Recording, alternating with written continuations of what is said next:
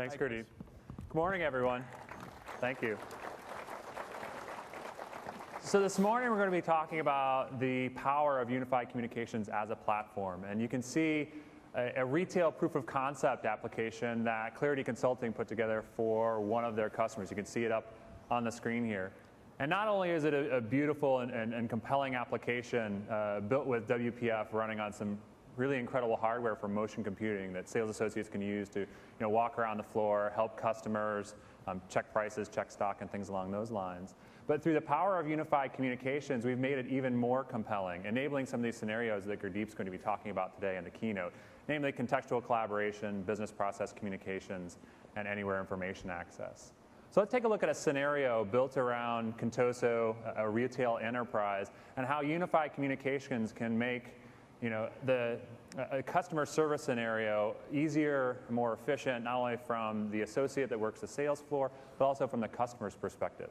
So here's the scenario. I'm having a dinner party this evening. I was at Contoso just a few weeks ago, and I picked up a set of wine glasses that my wife and I just really love. And we're having a few more people at the party tonight, so I need to go pick up another set. So I'm going to drop by Contoso, and I'm going to pick up another set of wine glasses. And when I'm on the floor at Contoso, I notice that the wine glasses are on display, but I can't see any that are available for purchase, that any are in stock. So, of course, I find a sales associate, who's George is going to help me out here this morning. George, I'm looking for these Reno wine glasses, and I see them there in the display, but I can't see any to purchase. Would you be able to check some stock for me? Definitely. Let's find them and see if we have any in stock in the store. So let me drink down into drinkware and check my wine glasses, and here they are. And actually looks like we're out of stock at the store. Okay, so I really need a set of these wine glasses. Is there any available in any other stores?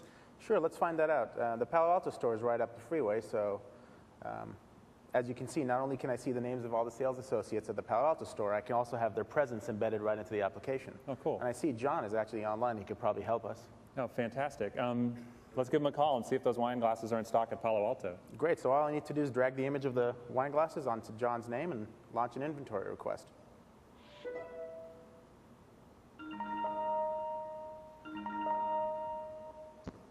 Now, as you can see, when that request comes onto my machine, the application detects that that was an inventory request, and it knows what item it was that George wants to check inventory on, and navigates me directly to that. So, George, I see you're calling for a status on the Reno wine glasses. Looks like we have 14 in stock over here at the Palo Alto store. Would you like me to put some aside? Yeah, could you please set one aside for Chris? That'd be great. They'll be waiting for him when he gets here. Thank you. Awesome. So are they waiting for me over in Palo Alto? Definitely. You can go and pick them up. Perfect. So I'm going to make my way over to the Palo Alto store. And this particular scenario is a great example of contextual collaboration.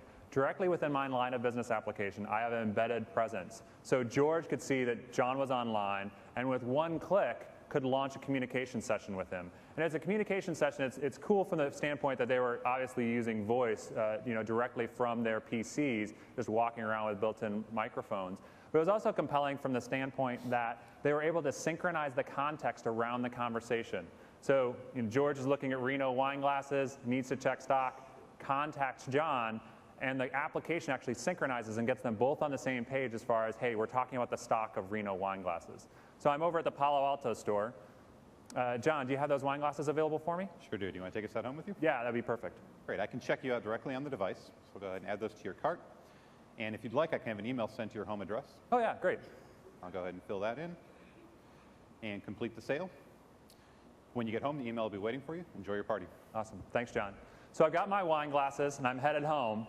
And I'm getting set up for the party and stuff like that.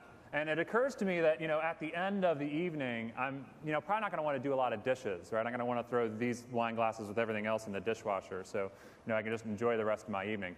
But I forgot to ask if they were dishwasher safe. So I'm, on email later that evening, and I see here's the customer service email that includes my receipt and all the details about my order. And you can see here there's a link that says, click to have a Contoso sales associate contact you about your order. I would like to know if these particular wine glasses are dishwasher safe, so I'll click on that link.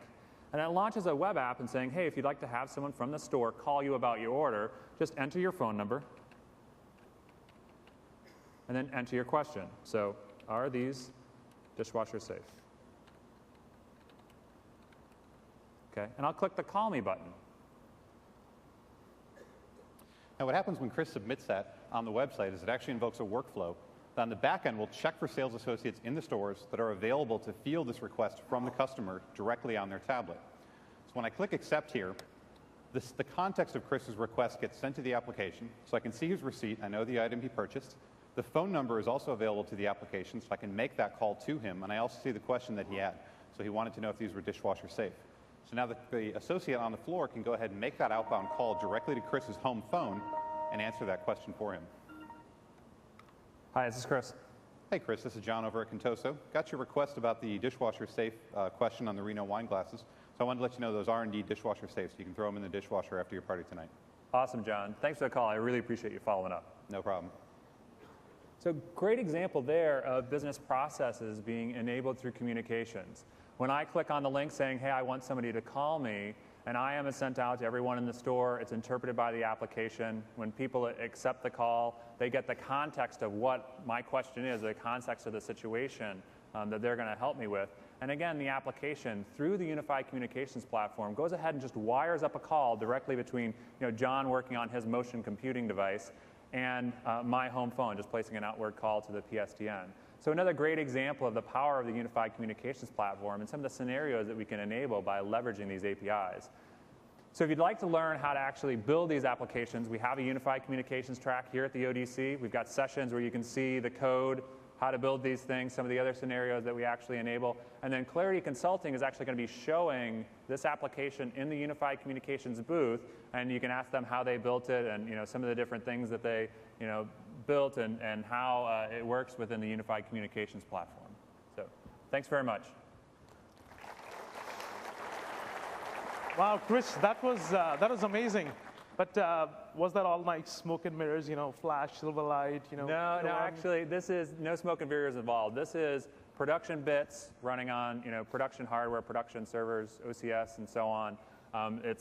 You can see it right here, running on the tablet machine, and you can come down to the booth and actually see it. So if you'd like to learn how to write this code, come to the UC sessions. Great. Thank you very much, Chris. Thanks, Gurdeep. Thanks, folks.